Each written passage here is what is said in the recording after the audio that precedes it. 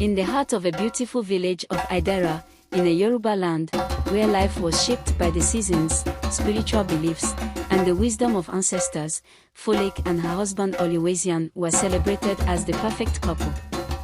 Their union was blessed with laughter, love, and dreams of starting a family.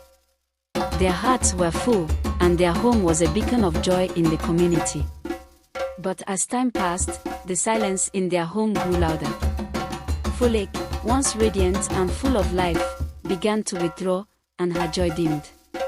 Folake and Oluwaseun had been trying for years to have a child, but despite their hopes and sacrifices, no blessing had come.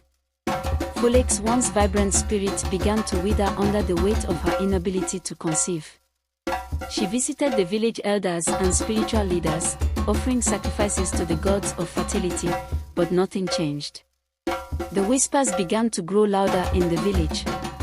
People began to wonder if the gods were displeased with Folake, or worse, if she had angered the spirits.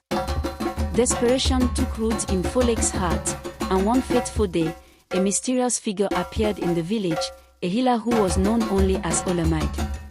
Olamide was a woman cloaked in mystery, with long, flowing robes of deep indigo, adorned with intricate beadwork that shimmered like stars.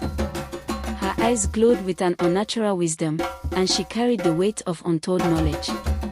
She was known for her ability to perform ancient rituals and cures that no one else dared attempt. When Folake heard of Olamide's powers, she sought her out. She walked through the dense forest to the healer's home, an isolated hut surrounded by whispering trees and the smell of herbs that hung thick in the air. Olamide, Folake pleaded as she knelt before the healer, "I beg of you, help me. I cannot live in this silence any longer.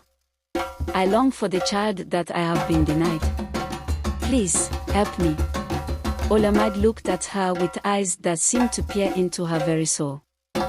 There was something about the healer that unnerved Folake, but desperation clouded her judgment. "The gods have not heard your prayers, Folake," Olamide said softly, "but I have a remedy, one that comes with a cost. Are you willing to pay the price?" Folake, desperate and blinded by her longing for a child, nodded without hesitation. "I will do anything," she whispered, her voice trembling.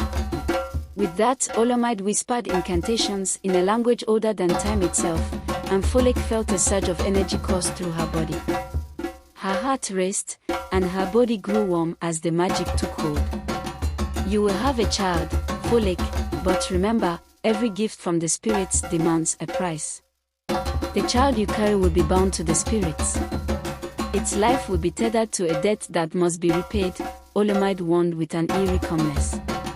At first, Folake was blinded by joy as she discovered that she was indeed pregnant. The village rejoiced, offering blessings to the gods and celebrating the news.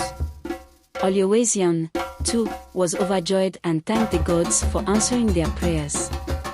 Their home was once again filled with laughter and happiness, but as the months went by, a deep unease settled in Folake's heart.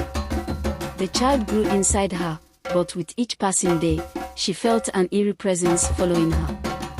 Folake began to have vivid, unsettling dreams of dark shadows hovering over her and her unborn child. She saw a figure with glowing eyes, whispering secrets in the darkness. The closer the birth of her child came, the more the whispers in her dreams grew louder. One night, she awoke in a cold sweat. The weight of the curse that Olamide had placed upon her began to sink in.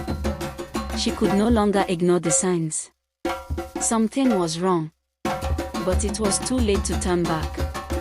The child was born under the full moon, the time when magic was strongest.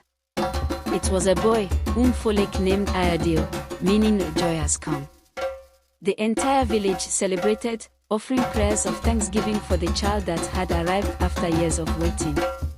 However, on the night of Ideal's birth, a strange, chilling presence seemed to linger in the air. Olamide appeared at the doorstep of Folake's hut, her eyes filled with an unholy light. She stepped into the hut as if she belonged there, her presence almost suffocating.